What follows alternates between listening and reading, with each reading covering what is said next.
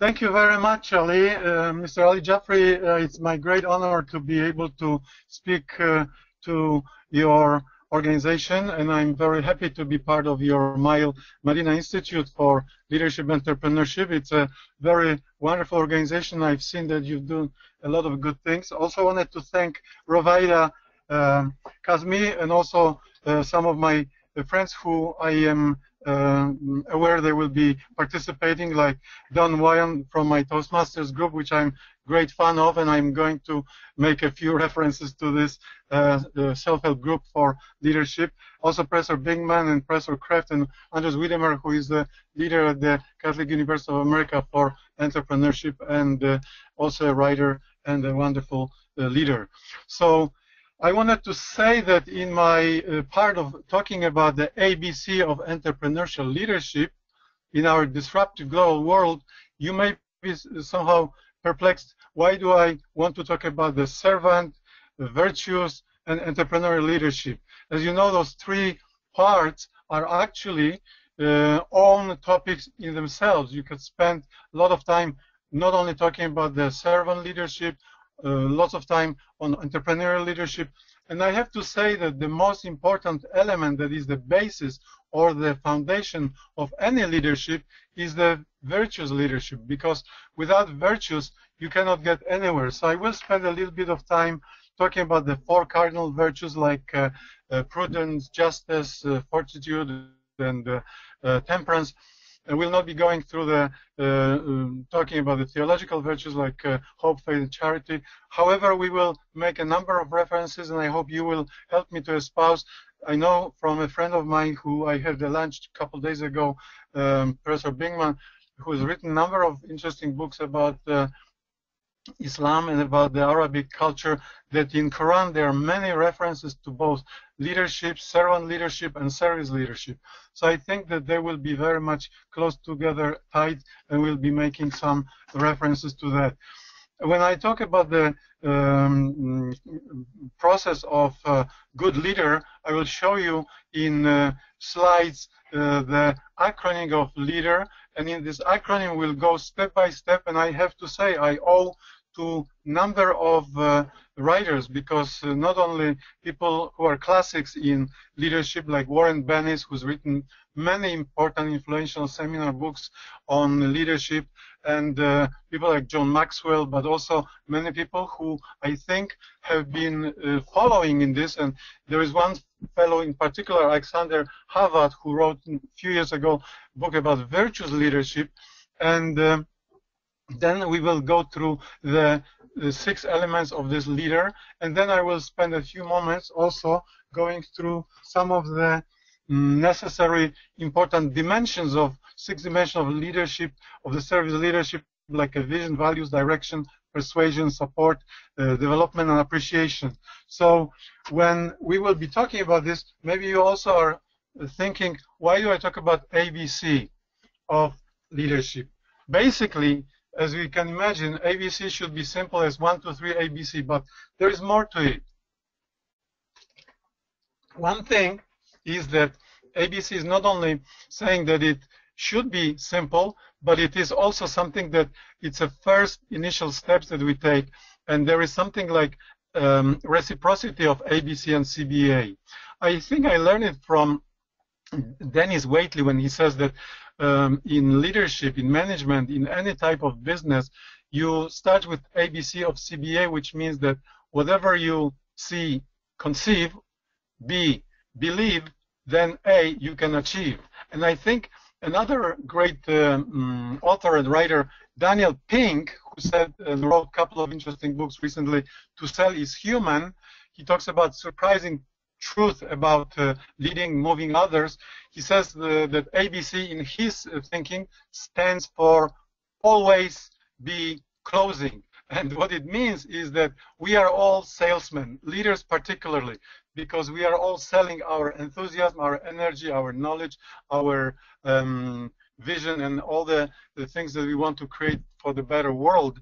So I think that always be closing is that the leader always closes a deal, not only closes his vision, imagination, but also closes a deal. Why do I talk about the disruptive global world? I think that this I owe to both Joseph Schumpeter, one of the seminal writer about the entrepreneurial leading, but also he has been superseded and recently espoused by the very well-known author from Harvard, also Mr. Professor Clayton Christensen, who wrote several interesting books about the disruptive innovation and innovator dilemma, innovator prescription, innovator solution. Those books clearly point out that in our global complex world, we are being disrupted. We witness it all the time when we are either opening internet or trying to watch any of the movies on YouTube or other social medias, because then we are interrupted by the marketeers or salesmen who want our attention. So we live in a disruptive global world, and it is very difficult and it is very hard to really stay focused. One of the great books that Daniel Goleman wrote a few months ago was about the focus, and he says that nowadays we have so much technology, so much things that help us, and yet ironically or paradoxically, the technology that should help us and can help us essentially disrupts us and makes us not very focused. So I also put the Einstein quote, which I find very interesting, is that there is nothing more practical than a good theory. It sounds again as a paradox, but a good theory leads to a good practice. So let me lead with a few statements about what is the essence of leader, what is the essential necessary ingredient or ingredients of virtuous servant and entrepreneurial leader.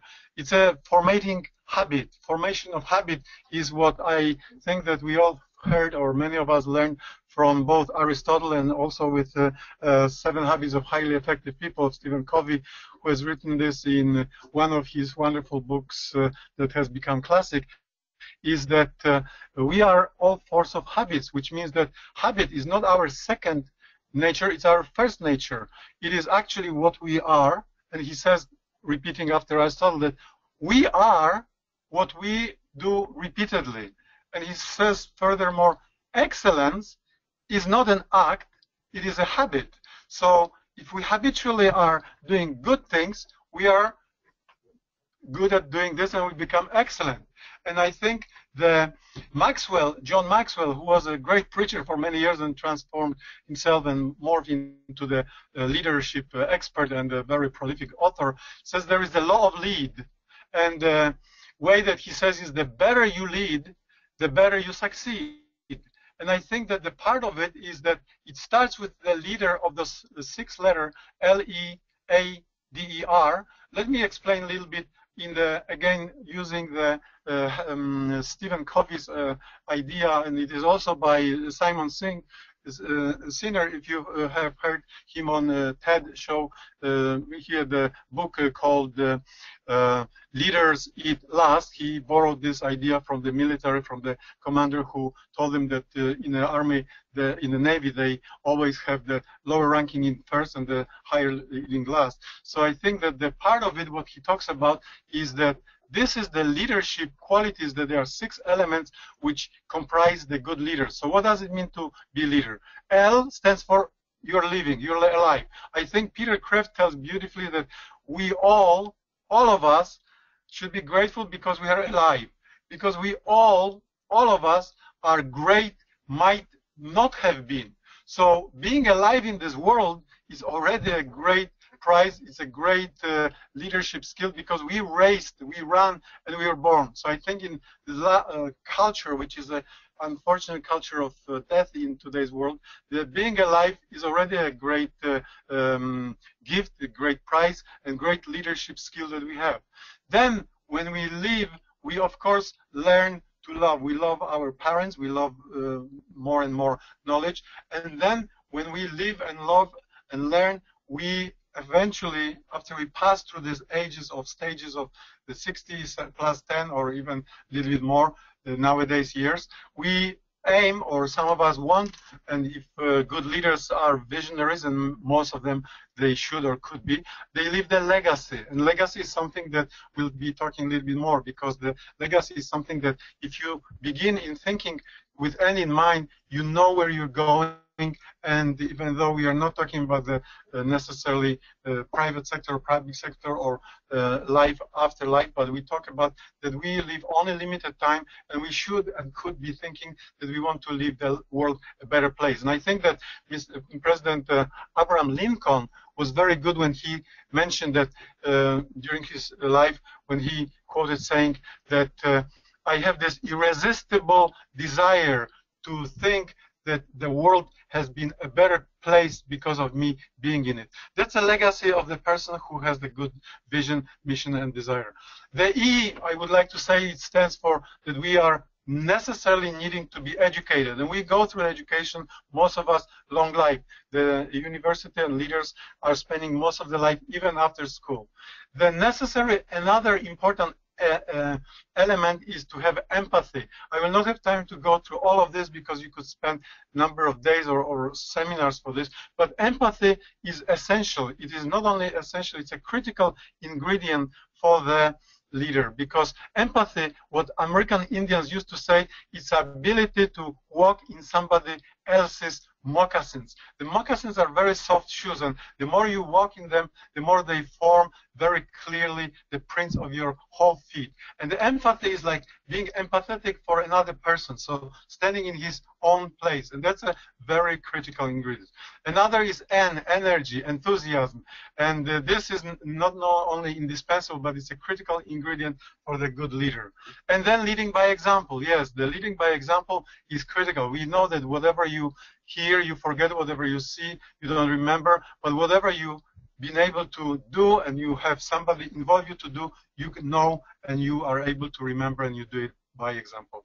The other part of the A triad is that the leaders have a very unique, or not different, but very refined attitude.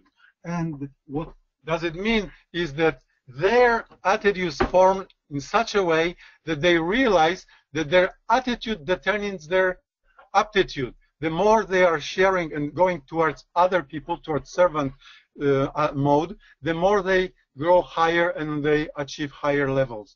And then they must be, of course, audacious. You know that in Latin, Romans used to say that sapere aude, dare to be wise, to be knowledgeable. And audacity is something that leaders obviously have.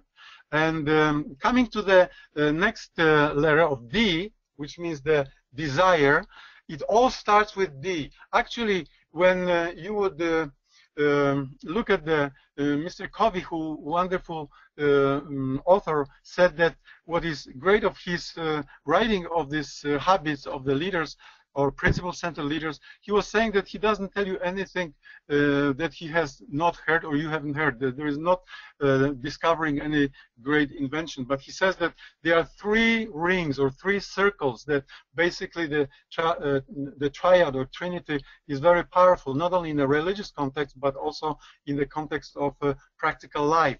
There is a number of elements that stem from desire, and everything starts from the question of why. Why do I do it? So why answers the desire. If you have a desire, and inside of you this desire is to become great leader or being able to achieve great things, then you become more disciplined. Because when you have a why in the first circle, you start with this desire, you will find what, and what responds to the knowledge. You will find how to do it in a way which is the third circle, which is the skill. In other words, those three circles, they can be the center of it, of the circle, could be why. Why do I want to do something? Why am I interested in this? Why would anybody dare or care to do certain things? So the desire starts everything in all of us with a desire. The second, with the knowledge, with what? The question, what am I going to deliver as a leader, is critical, is essential. And the third, as a how will I do it, is also very important. Nietzsche, whom we do not really have much to be grateful for, said something wise or intelligent. He says that if you have a question for any why, you'll find any how. So the meaning of it means that if you really will answer the question of why, you'll find the question to how. And it starts with the desire. Then, of course, the elements which are necessary are the discipline. And the discipline from Latin means the person is the disciple. To be disciple, it means you are teachable. You are disciplined not only in a form that you have a number of hours that you sit and learn and you practice and you repeat and you do things, but being a disciple, it means that you actually learn from your authority and someone who knows more. And being disciple means being teachable, being able to be open to hear and to respond to what other people teach you. And then, of course, the third one is the determination. Determination is very important and very critical and very basic. Without determination, without the discipline, without the desire, you will not be able to lead to the destiny. And the destiny is something that we all create and make it on our own in the best way that we do it through the best examples that we follow, the best people that we want to emulate. And the destiny is something that we really achieve when we set the goal to the deadline. So setting the 2D, D plus D, gives you the third dimension of the destiny. Having the just desire without the deadline, without discipline, it just turns into frustration. Having discipline without the desire is becoming a lost person. But having the three dimension of all these qualities in your heart, in your mind, in your body, brings the destiny. Let me focus quickly on the emulation of E. The greatest leaders that we heard, that we know, and we can list many of them in many disciplines. You don't have to go to people that are many times mentioned nowadays, that Steve Jobs, Bill Gates, and all the people in the Facebooks and so on and so on. But even in antiquity, in classics, the one which stands out is Alexander the Great. He was learning from the Aristotle things that he would actually implement. He was emulating the master. The master is the one who teaches him, and then the student who follows him. Then the teacher gives you great expectation. It has to have a high expectation because that ties to both discipline, determination, desire, and if you expect little, you get little. And there is a great poem, you know, I expect in life, I bargain for the penny, and life would pay me nothing more. One day I was crying when I was counting my scanty score because my scanty score was little. So I learned to my dismay that anything in the life I would have asked of life would have given, would willingly paid. So the thing is that the higher expectations we have and the higher we work, as Mark Twain used to say, the harder I work, the better my luck gets. And that's very true too. So then, in other words, the expectation, emulation, and being in executive and being exacting, then you'll reach to the excellence, which I mentioned to you earlier about the Aristotle who taught us that excellence is not an act, it's a habit. R, in our discussion, stands for respecting. Respecting is, again, the foundation of a good leader, because great leaders respect others and they command respect. Without first giving, they would not receive. I think the Romans, in ancient culture, the Romans had it greatly and succinctly. They said, do ut des. I serve in order to be served. I give in order to be given. So I respect you and you will respect me. That's what is the law of reciprocity. So it basically boils not only to the rights and responsibility, but responsibility is a simple basic word which means that you are able to respond able. And then you get the reward. The leaders get the greatest reward. I think that, again, the great guy that I really liked and read many of his books was Dennis Waitley, who used to always in his seminars say that, that only the front mule enjoys the change of scenery. So we want to be leaders not only for doing great things, but also we are observing more, we are leading. And the other person who are really, I think I learned it from Toastmaster, was one of the guys who was talking at the George Washington when I worked at the World Bank, was mentioning that I'm following my people, and therefore I'm their leader. So the great reward of the leader is when he follows the people, the will of the people, makes them clear. So let's move to another page because I'm getting a little bit behind. So we need to get to basics. And I mentioned to you the necessity and the foundation of all the great qualities of leaders in today's world is the virtue. Because with the virtue, it starts everything. Without the prudence, I think we would not get very far. And without having the prudential ability, there would be nothing that we could really achieve. And these four cardinal virtues, justice, which is the wisdom, prudence, courage, fortitude, temperance, come from not only from Plato, Greek philosophy, but also you find them in scripture, in the Bible, but also in Quran. There is lots of mentioning to this. So they were knowable in our human nature, and our good God, creator, designed this. Not Plato, not Aristotle, but this is something written in our own hearts. So those virtues, those four cardinal virtues, are called cardinal because in Latin word, you know that word carde means hinge. It means that all the other virtues hinge on those four. And that means that any other lesser virtues are just a consequence or corollaries of those greater virtues, which also are complemented by the three theological virtues. And I borrow this from Peter Kraft, who wrote this great book, Four Cardinal Virtues, which I would recommend to anyone who wants to learn more or go deeper into it.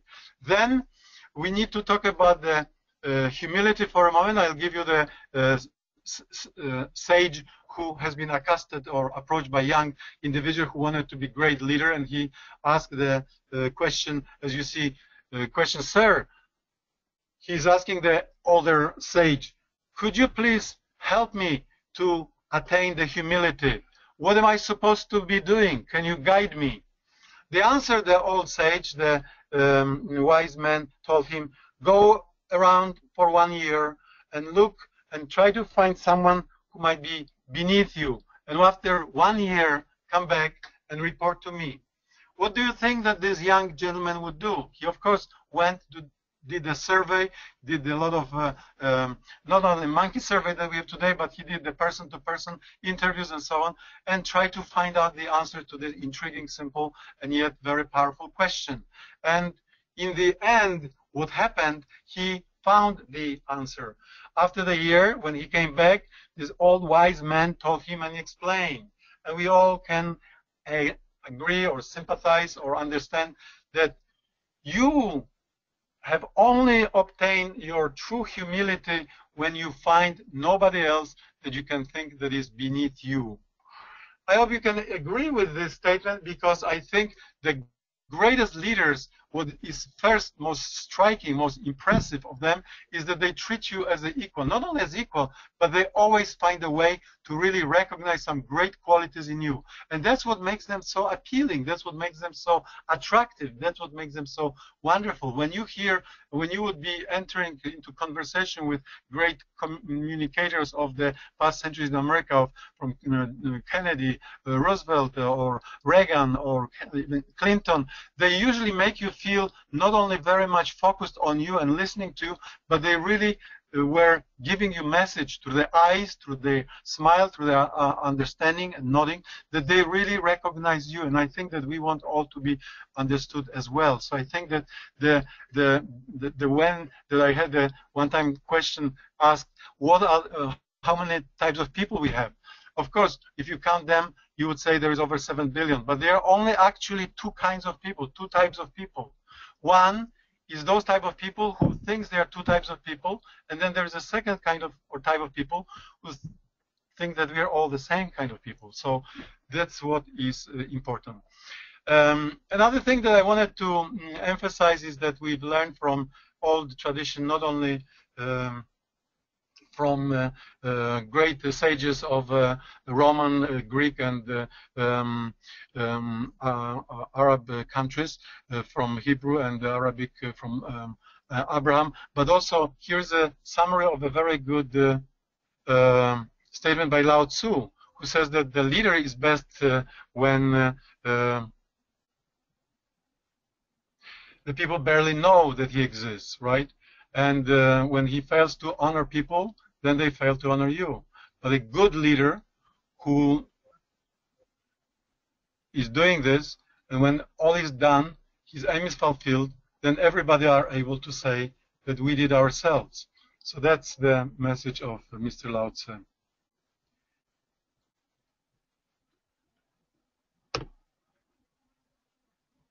So I again wanted to focus on the context of the virtuous servant entrepreneurial leader. And it's a mindset. It's a mindset that it starts, you know, that mind is the beginning and it ends with the mind. Basically, the context is those 4 cardinal virtues, 3 theological virtues, but the basic thing is that it all starts with a desire, with a vision, and then it grows into the mission and values. So the point of the matter is that vision, along with the humility and the service, comprise the very essence of true leadership. So it is the essentially vision that the leader needs to articulate clearly. And everything starts with a vision. In you find it in reading the scripture, and that where there is no vision, nation perishes. And I think that there is a significant truth to today, and why the business people in the business world, we start with a vision, because being a visionary, it's a sine qua non, it's a precondition, it's a basic element of knowing where you go, how you go about it, and then why you need to go about it. So it starts with a vision, and then with the vision, within the subset of vision, we have, of course, clear goals, objectives, and you need to be making sure that you have a right direction. When I was taking a class in management many years ago at Catholic University of America, one of the teachers told us that was a great discovery of that time, that the airplane that is going from destination A to B, 90%, even though you have a very precise corridor to fly, 90% is veering off and off.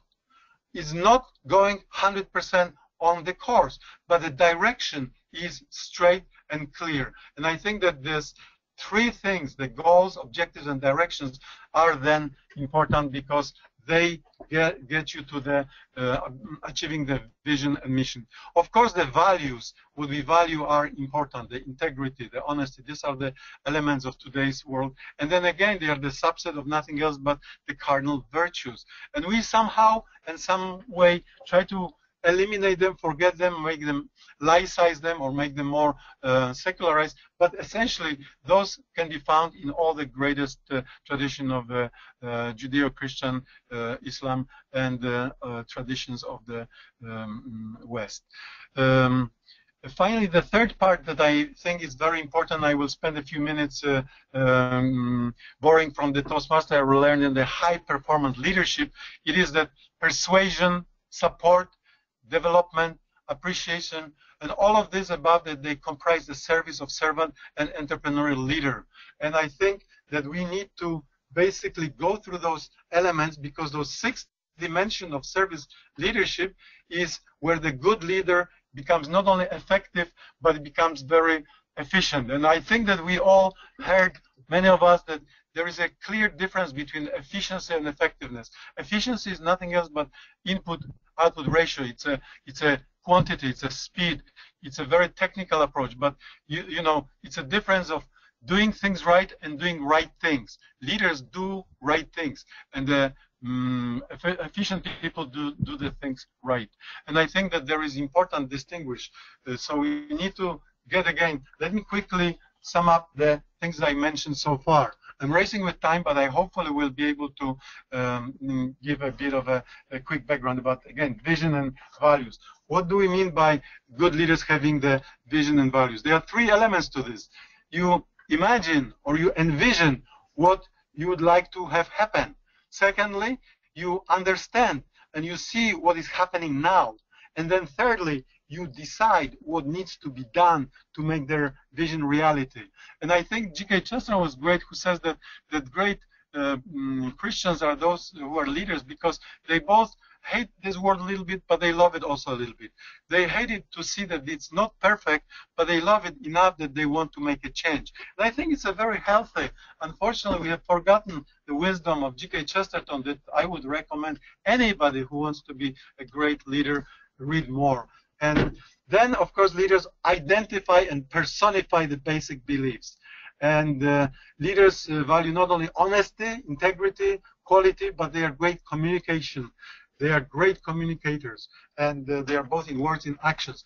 The specific things of this, how do they do it? They translate the vision into reality. So it has to start with a vision for the team, and it has to be clearly defined vision, and it necessarily has to be voted or shared by team to be successful. So what do I want to accomplish? How do I want the team to cooperate or contribute to them? Then I need to keep abreast of current events. Of course, I need to spot problems.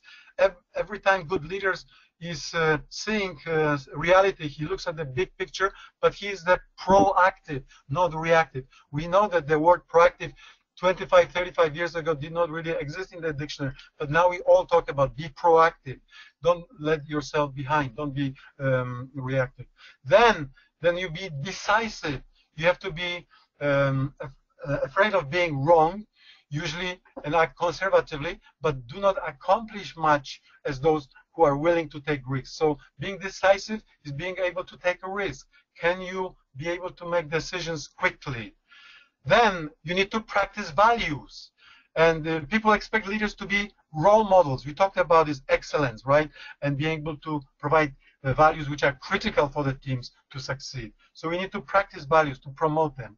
This next subset that I talked about is the direction. Direction is very important, but it is something that leaders help to have other people accomplish those tasks which are necessary to turn vision into reality.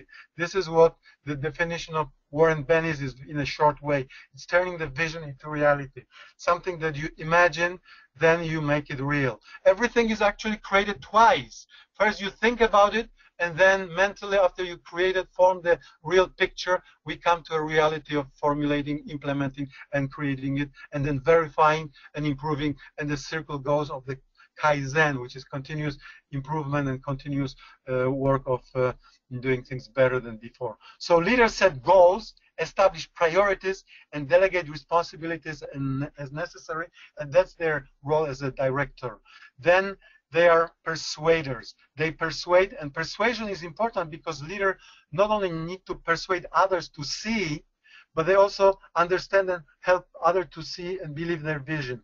Warren Bennis calls this leadership skill the ability to enroll or get others on board with your vision. So when others believe as you do, they are more likely to commit themselves to achieve these objectives. So moreover, the leaders not only are persuaders, but they project their confidence. They are confident and they expect you to be confident.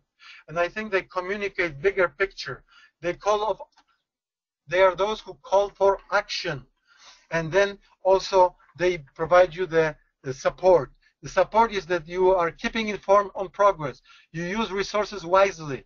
You also manage time well. We don't have time to talk about time management, but there's a great book by Covey wrote this, Time Management. It's a quadrant, 4 quadrants, in which the second quadrant is most important, doing things which are not urgent but important. And I would like to basically invite you to review this when you have a time.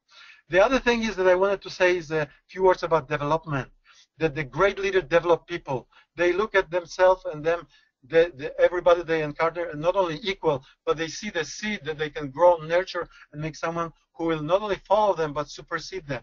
They are not jealous or envious, but they are those who rejoice and enjoy when there are some team members or people who are not only as good as they, but they are better.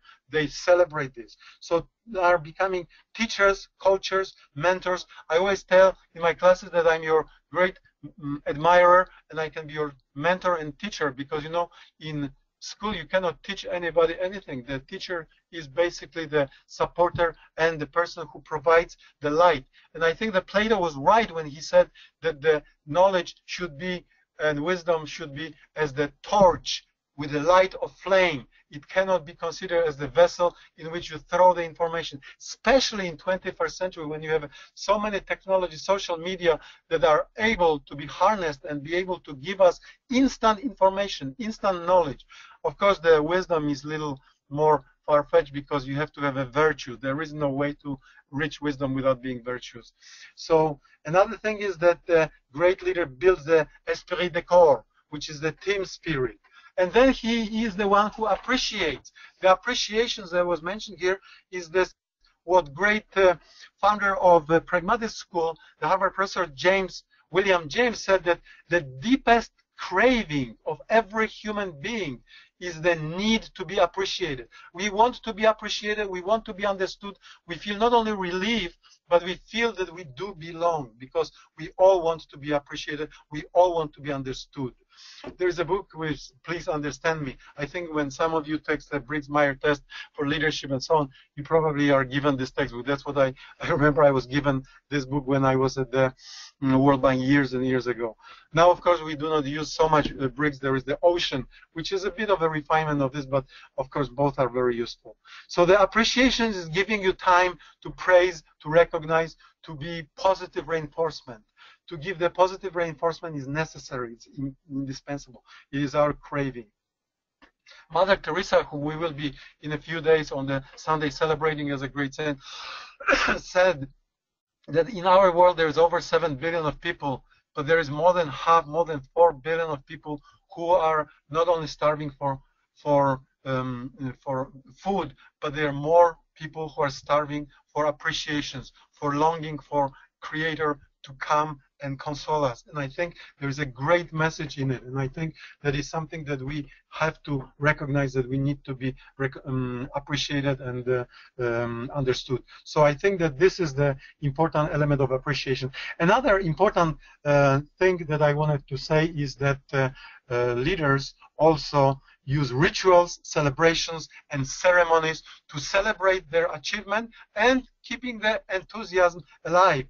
Being able to be effective leader means that you understand the use of both symbolic and ceremonial duties. You recognize that all humans are nurtured by certain amount of ritual celebrations and ceremony. And I think that in organized churches we see it very well. In organized businesses we see it as a celebration. Some of the organizations, I remember when I go to the Toastmaster, the IMF, one of the speakers mentioned that in some corporations the businesses celebrate even when they fail certain things, because they realize that they cannot be 100% only succeeding. So you learn from the failure. When I worked at the World Bank, what was a wonderful example of Japanese culture is that when we worked on the procurement issue and the Japanese companies did not win certain projects or certain contract, they would invariably write a great thank you note saying that they've learned a lot, they appreciate, and it was incredibly powerful message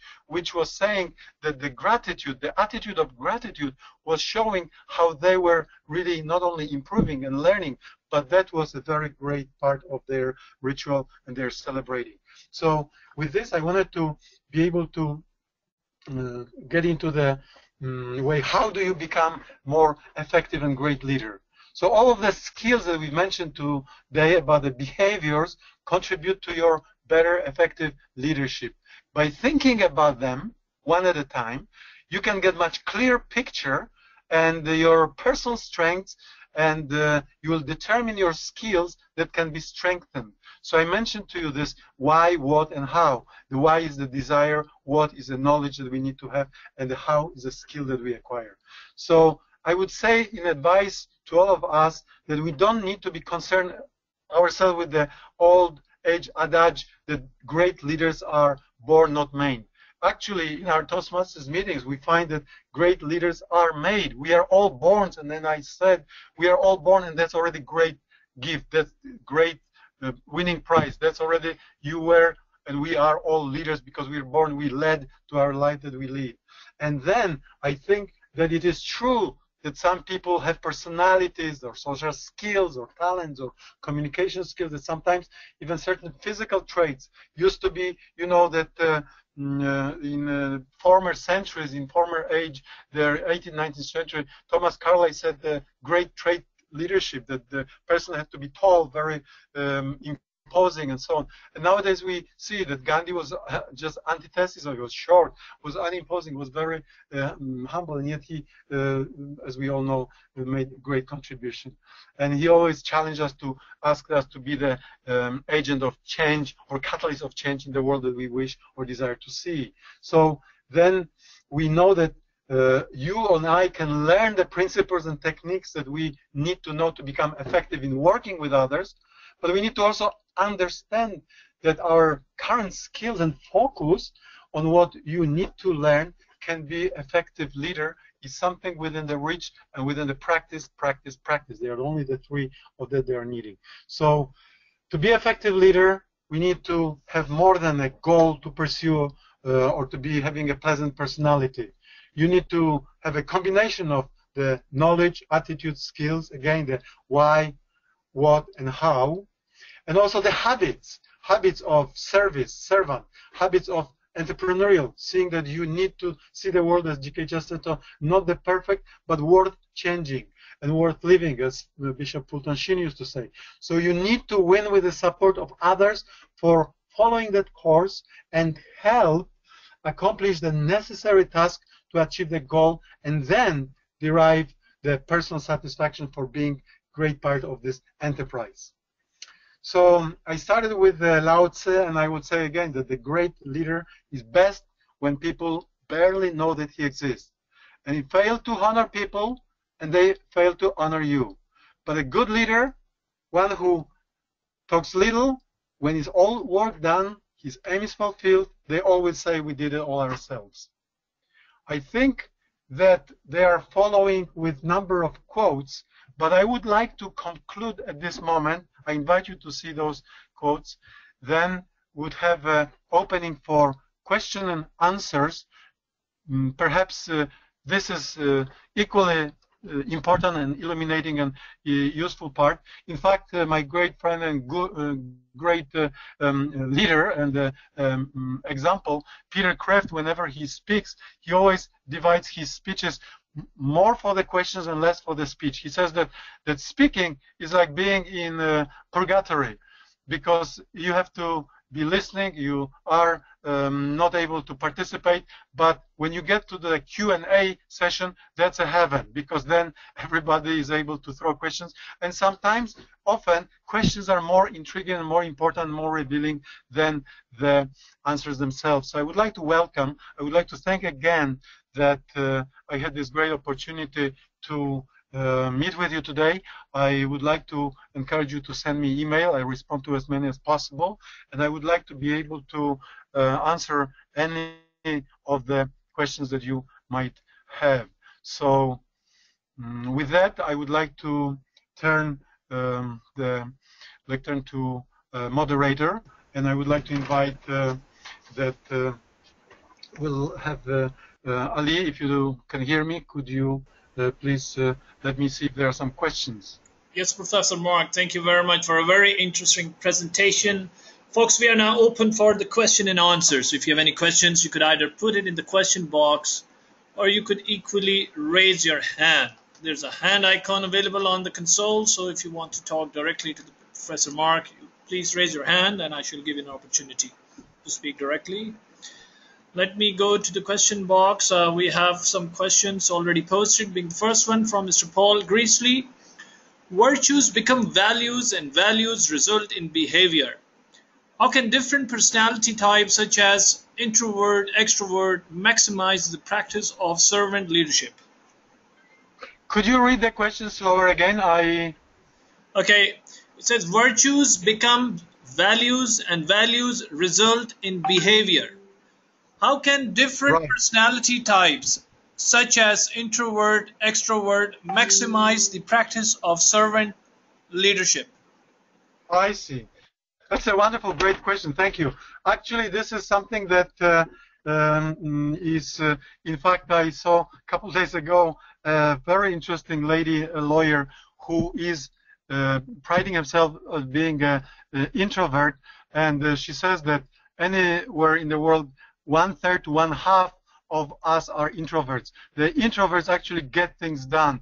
The extroverts are great in maybe talking and raising an enthusiasm, but when everything is all said and done, it is the introverts who get the job done, and they are not only more efficient, effective, but they are those who really get things accomplished. The way how the virtue changes into value is a proper and good sequence. It is clear that in today's world we have variety of people, and I think that it is only a blessing, it's a great thing, because I think that if we were all the same, the world would be very boring. So I think that having a chance to have introvert, extrovert, that people who are phlegmatics, people who are cholerics, people who are sanguinic, are those temperaments which in all of us exist. The thing is that, without going into deep psychology, all of us are products of the environment, of the family, of education, experience, etc., etc. So even though we can say that this person is an extrovert or this person is a sanguinic, it is true that we all exhibit all different qualities at different times. However, we maybe have a more tendency or more inclination or inklings to certain qualities, and we build on them, and we are recognized by others, and that's what reinforces in us. So I think that what happens is that each person, basically, to answer your question in a nutshell, each of us has a different vocation or specific or unique vocation. What means vocation? Vocation comes from the Latin word vocare. Vocare means to be called. In the church, the way that we recognize it, we have all different vocation. We are all one organism and one body, but we have all different responsibility or vocations. And the thing is, what already Socrates told us many centuries ago, 2,500 years ago, echo te ipsum, know thyself. When you know yourself, you would be so much surprised what you would be able to achieve. Because, you know, we would not be able to achieve as much as possible if we would not start with learning to know what is the deepest string or desire or this quiet voice in me what tells me what am I best at and what I'm supposed to do. I think one of the presidents, I don't remember, it was Carter or some other, who used to say that, you know, sometimes with your actions you can impress or surprise others. But on few occasions, which is a greater surprise, you may be surprised by yourself what you can achieve. And I think that's what I would respond to your question. I don't know if it is answering to your questions, but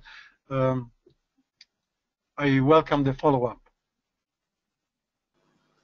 Well, thank you very much. We have another one. The question is,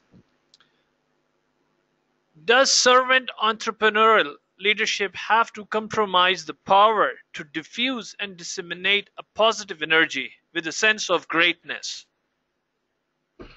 Well, compromise, I mean, compromise in a way of corrupting it completely, I would say no.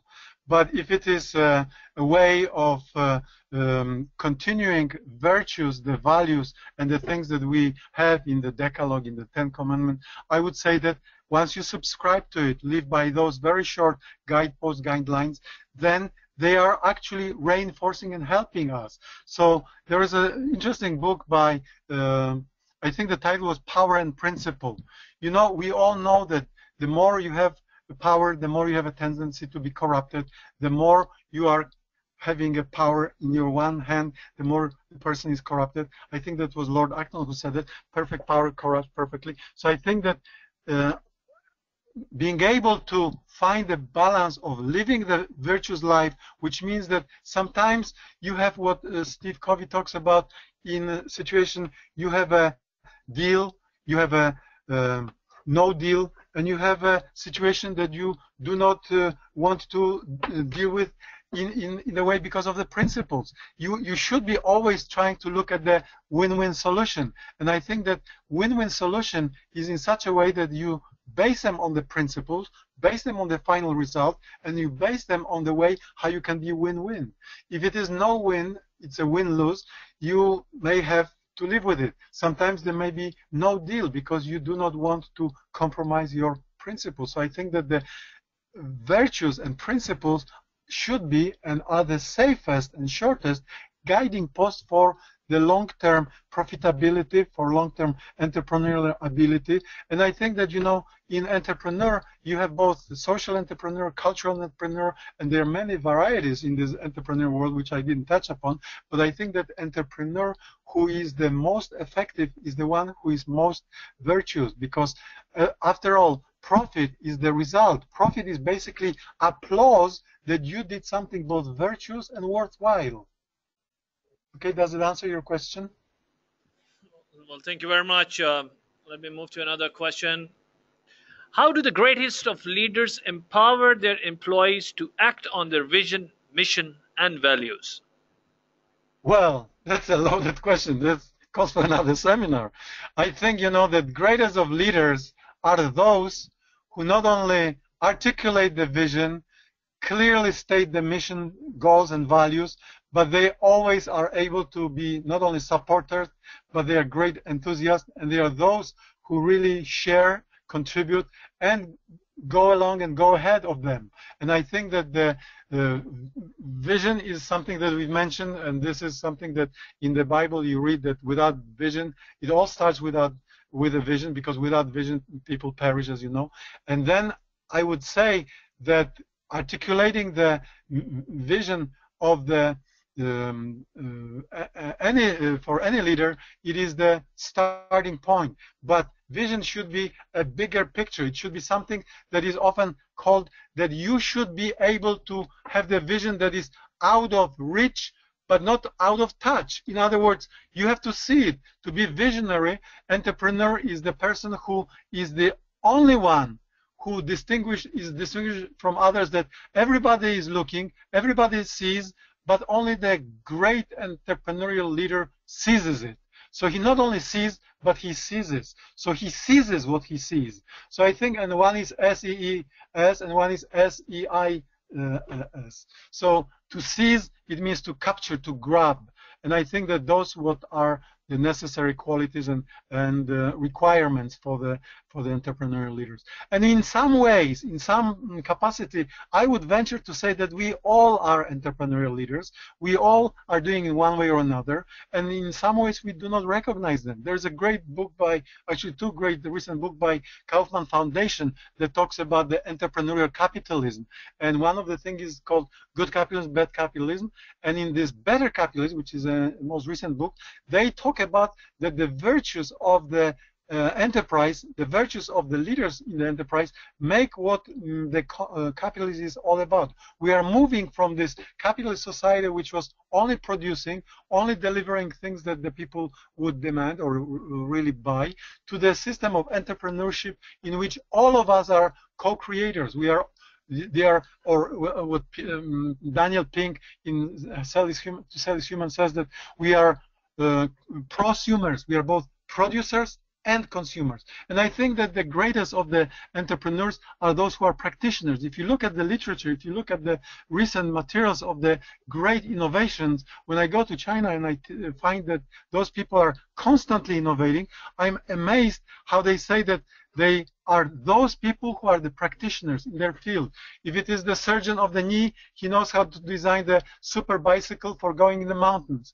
If it is someone in the medical field, he will be able to design and innovate and so on. So I think this is the very wonderful and loaded question. So I hope I touch upon it briefly. Thank you very much. And just looking at the time, we have one last question. In a servant leadership style, when do you realize that you have reached to a point where tough decisions needs to be taken to ask someone to leave that organization, as you have tried your utmost to turn around and bring change in that individual, but the employee is not cooperating? Well, a servant, sometimes servant leader does you a lot of good and a lot of benefit if you are being asked to leave. There is a metaphor of that question which says there was a bird all the time tied to the same tree and only was nourished or nurtured by the same small limited tree food. And then when the hurricane came, he was forced to leave. And it was a great blessing for him because he went and found even bigger orchard and much more trees. So I think that servant leader can do a service to an employee when he asks the person to leave, because for a number of reasons. One of them, it is a self-discovery, it's a journey of self-discovery, because we can surprise ourselves doing greater things. In one company, the Peter Drucker talks about that there are two ways to climb up in company. You can do it in a very conservative way. You can sit on the branch and grow with the tree. And that used to be for many years, for many generations, the most of the modus operandi, and many people were using that. However, nowadays, I think that the more descriptive and metaphoric way is that the best way for entrepreneurial leaders is to climb the tree, and you have to climb the right tree.